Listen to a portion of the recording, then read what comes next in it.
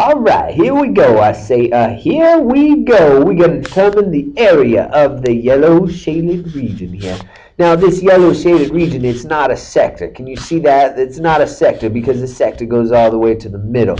Now, this piece right here, if I go from here to there, now that'd be a beautiful sector. Just as beautiful as any sector I ever seen, and it is therefore something that we can work with. Now, we are not looking for that though. We're looking for this yellow piece. Now, this yellow piece is called a segment because it's a piece of the circle. Just like a line segment is a piece of a line, well, a segment here is a segment of the circle. So it doesn't have to be a sector, though it can be. A sector is a segment. So from there, what we're going to do is we're going to go ahead and try to calculate the area. Now, in order to do that, we're going to take the area of the sector, and then we're going to subtract the area of the triangle. All right, and that should give me the area of the segment. So what we're going to do is we need the area of the sector. Now, to get the area of the sector, we learned in class that was going to be 1/2 theta r squared.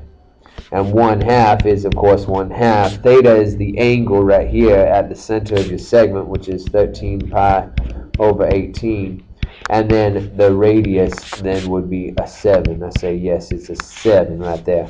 Now, we're then going to go minus the area of the triangle. And we learned also that the area of a triangle is 1/2 AB sine of C. And so we can go ahead and do that. We say, well, it's still 1/2. A is 7. We're talking about this triangle right here, right? Because if I can subtract that, this kind of looks like Christmas with all the red and green going on here. If we subtract the triangle from the sector, we left with that yellow segment right there. So I go 7 times B, which is 7. That's the same thing as the 7 squared. I kind of like the way that sounds, 7 squared. Anyway, we go on and we go sine of 13 pi over 18.